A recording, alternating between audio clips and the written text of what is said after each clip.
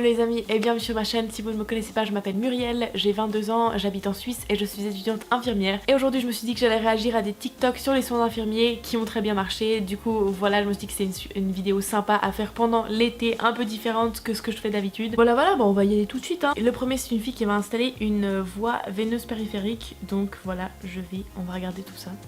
Want to learn how to start an IV one-handed? Keep on watching.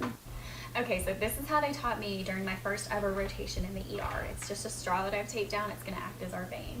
I'm going to grab my 20 gauge IV, pull the cap off. I'm going to hold it with my middle finger and thumb. We're going to go bevel up, and I'm going to rest my index finger right here on the top. I'm going to pull the skin taut, anchor the vein, go right in. Once I see a flashback of blood, I'm going to hold it flush to the skin and push forward with my index finger while pulling back with my middle finger and thumb.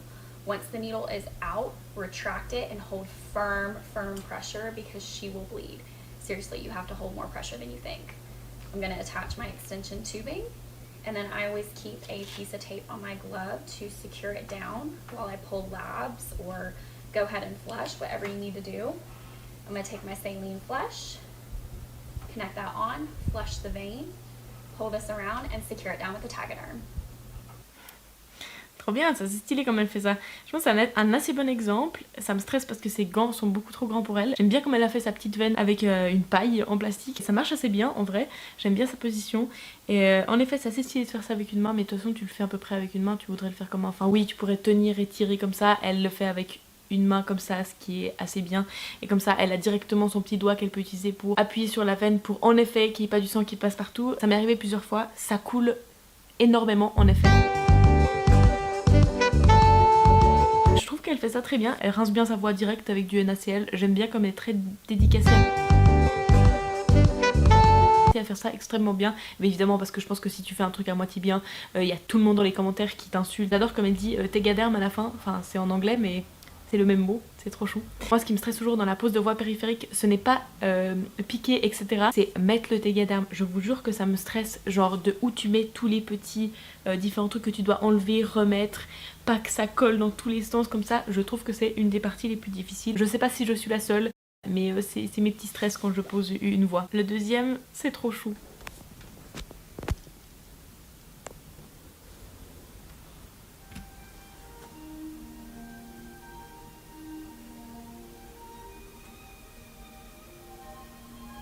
En vrai, c'est adorable, mais je me dis que si tu travailles là-bas tous les jours, enfin que t'es à 100% et que t'entends cette petite musique, je sais pas, il y a quoi, 3-4 naissances par jour, ça doit être un peu chiant au bout d'un moment. J'espère qu'ils changent la musique de temps en temps.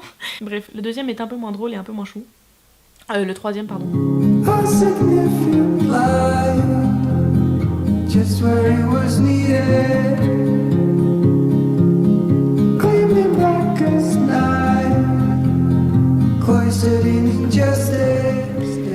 Moi j'ai été mobilisée pendant le début de la pandémie en EHPAD, donc en maison de retraite, je sais pas comment vous dites dans votre pays, bref nous on appelle ça un EMS. Du coup le dernier truc c'est surtout ça qui m'a marqué, que les patients décédaient seuls, et c'est vrai que c'est énormément arrivé dans notre cas. Parce qu'en fait très souvent les personnes, la famille de la personne en train de mourir était aussi à risque, donc on pouvait pas se permettre de venir et d'attraper la maladie en même temps, donc c'est vraiment très dur surtout sur ce point là. Le reste du travail, les protections, en plus, les mesures qui faisaient que changer tout ça, il y avait énormément de choses qui étaient difficiles, mais évidemment quand t'as des soins aigus comme ça, où t'as des réanimations, où t'as du manque de matériel, ça j'ai pas vécu, j'ose seulement imaginer à quel point ça devait être traumatisant et compliqué comme période. Non seulement qu'après tu dois rentrer dans ta famille, soit tu vis pas chez ta famille pour la protéger, soit tu passes des moments à te laver, à prendre tellement de précautions que ça te prend aussi énormément d'énergie. Je vais insérer un petit mème comme ça sur la pandémie, et voilà, on espère que à la suite de cette pandémie, notre métier sera davantage reconnu, que ce soit au niveau social ou salarial. On attend. Prochain est un peu plus light.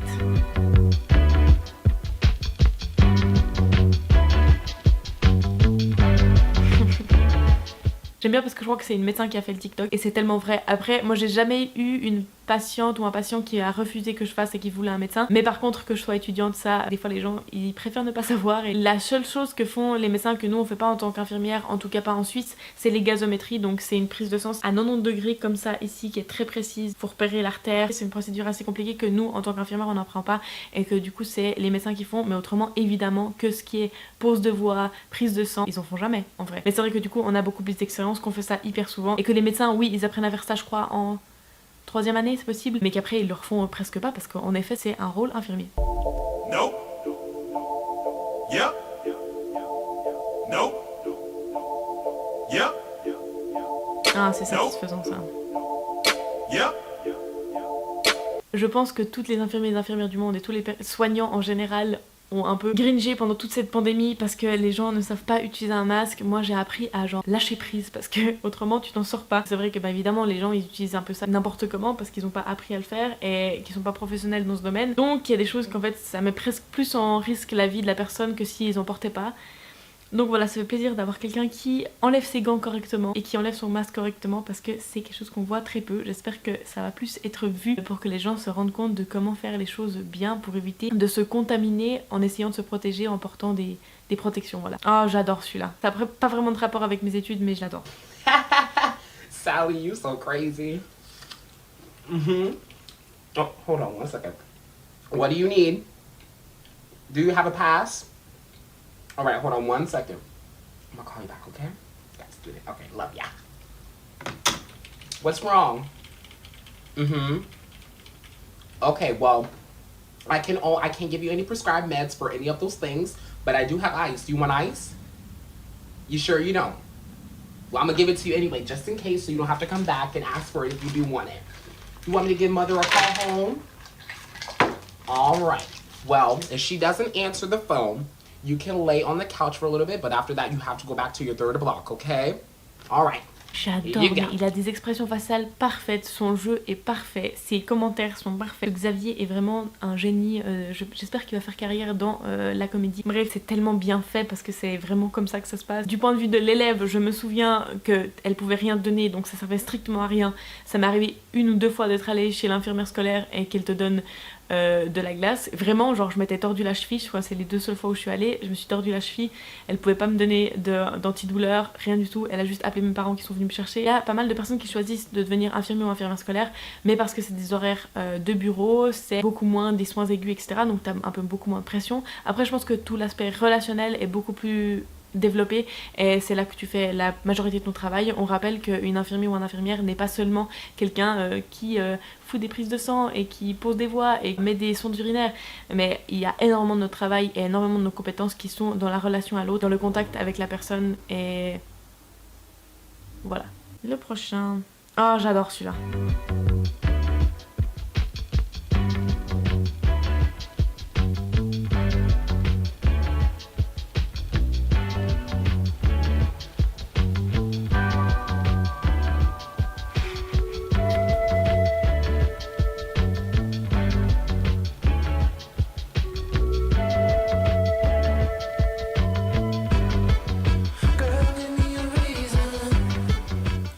C'est trop drôle parce que j'ai vraiment eu affaire à tout ce genre d'infirmiers ou d'infirmières. Celle qui dit qu'elle a plus de 25 ans d'expérience et que du coup elle n'a plus rien à faire, que tu lui parles de nouveaux protocoles, que tu lui remettes en question un peu ce qu'elle fait, que tu lui demandes pourquoi est-ce qu'elle fait les choses comme ça, elle s'en fout, elle en a rien à faire, elle fait genre c'est comme ça que je fais de toute façon, hein, c'est comme ça que j'ai appris, viens pas me déranger. Et du coup t'apprends avec ce genre de personnes qu'il faut pas insister. Après l'infirmière super sympa qui vient vers toi, qui est genre hey girl et qui veut trop te montrer plein de trucs, qui est trop sympa, qui veut être ta meilleure amie. J'ai aussi vécu, bon en général elles sont du coup super sympas et ça se passe très bien. La germaphobe, ça je suis pas sûre que j'ai vu, mais ça va avec la personne qui est très sur les protocoles et tout ça. C'est souvent, ça va assez de pairs qui sont vraiment là genre ah faut se désinfecter les mains comme ça, il faut mettre son masque comme ça. Tu demandes genre ah oui du coup ce pansement, le protocole comment on fait? Elle fait genre bah alors on va aller regarder et puis tu dois aller regarder toute seule et tu sais pas du tout où c'est et genre t'es genre si tu pouvais m'expliquer ça aurait été genre beaucoup plus simple et beaucoup plus rapide, mais non faut aller regarder et en même temps oui c'est très bien mais en même temps des fois c'est un peu pénible. Et The Hot Mess, ça t'as toujours une infirmière qui est au bout de sa vie, c'est son 3e jour, elle en a marre d'être là, en plus c'est on lui a refourgué l'étudiante qui est là genre sérieusement j'ai autre chose à faire que t'enseigner quoi que ce soit, donc tu apprends à te mettre dans un petit coin comme ça, tac tac, et à ne pas te dire grand chose. Les E1, il y a aussi un petit peu de ça où ça va un peu avec The Hot Mess, vraiment elle en a marre d'être là, elle a pas envie d'être là, elle aime pas son métier. J'ai vécu ça, c'est très pénible. Beaucoup de personnes qui m'ont dit genre ah mais t'es qu'en première année, t'as encore le temps de changer de métier, vas-y fais autre chose, franchement c'est un métier de merde. Vraiment j'ai vécu des situations comme ça en première année, premier stage, c'était assez compliqué de gérer ça et voilà. Ah celui-là il me fait trop rire aussi. Sir, is that your IV pump beeping? Okay, just give me 1 second, okay? Distal occlusion. I think there's a distal occlusion, sir. Can I see your arm, please? Noticing an error in the line. I think we have an error in the line. Yeah, I got it. Just give me 1 second, okay? I think guys gonna get help in room 5. The IV pump is beeping. I'm just gonna hit silence and then we can figure it out. Someone please help with this IV pump beeping? C'est vraiment tellement typique, ça c'est aussi vraiment un truc d'étudiants et d'étudiantes. C'est un des premiers trucs que tu peux un peu aller faire, aller arrêter une pompe ou alors de voir pourquoi elle sonne ou de répondre aux sonnettes. Et souvent tu réponds à une sonnette, c'est quelqu'un qui a sa pompe qui sonne. Donc une pompe c'est ce qui régule le débit d'une perfusion par exemple. Alors je n'avais plus de batterie donc je reprends, je ne sais plus du tout où j'en étais, hein. Super. En effet une des premières choses que tu fais quand tu es étudiant et étudiante c'est d'aller répondre aux sonnettes et très souvent c'est parce qu'il y a la famille qui appelle parce qu'une pompe sonne et tu dois essayer de comprendre pourquoi est-ce qu'elle sonne et du coup tu bouges la tubulure, tu la remets dedans, tu bouges le cathéter, enfin bref c'est une grosse angoisse et ça continue de biper comme ça, hein. Le silencieux ça marche genre 2 secondes et demie et après ça ressonne. Des grands plaisirs comme ça. La prochaine ça va pas tout à fait à voir mais je vous quand même la montrer parce que je la trouve assez extraordinaire.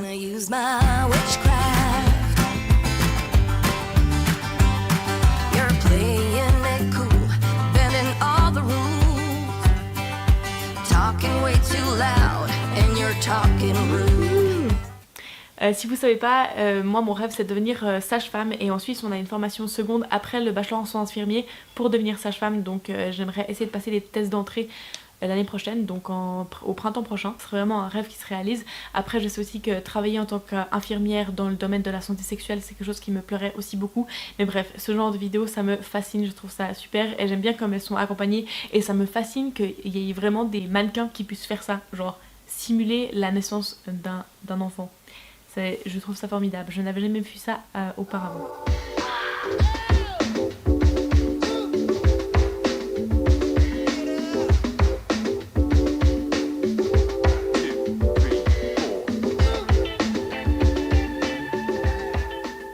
Alors ça, je sais pas du tout quelle est la science derrière, s'il y a des recherches scientifiques derrière le fait que c'est en effet un bon masque si la flamme ne peut pas s'enlever, mais je vais aller tester avec mes 2 masques, celui qui est en tissu et celui qui est jetable, du coup on va voir. Alors déjà, celui en tissu,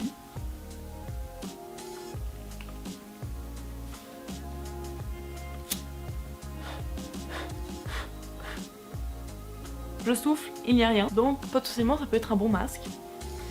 Si on se fie à une fille random sur TikTok. Et le masque jetable.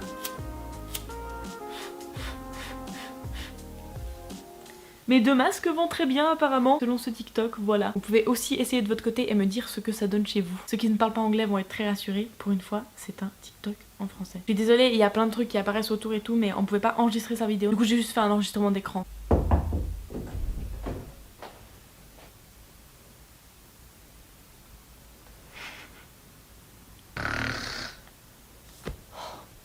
C'est tellement ça pour avoir fait 10 semaines en maison de retraite.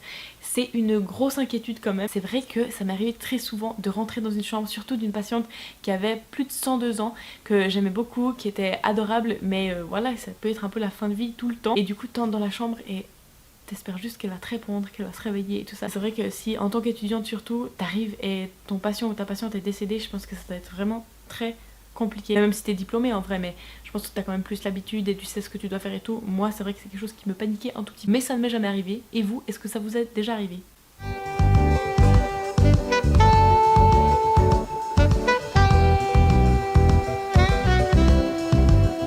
Vomis pas, vomis pas, vomis pas, vomis pas. Alors ça c'est un truc je peux pas vraiment partager parce que moi les plaies En général, oui, il y a des choses vraiment un peu dégueulasses, mais moi, il n'y a rien qui m'a vraiment dégoûtée. J'ai vu justement à mon premier stage en médecine interne un escarre vraiment profond comme ça, avec de la fibrine tout autour, de la nécrose autour, enfin bref, c'était pas joli du tout, mais ça m'a pas du tout dégoûté, même l'odeur avec le masque, ça allait, ça me dérangeait pas. Mais il y a un truc que je supporte pas, vous commencez à le savoir, c'est le vomi. Il y a plusieurs fois où je suis rentrée dans une chambre d'une patiente qui était un petit peu en train de vomir comme ça, j'étais là genre...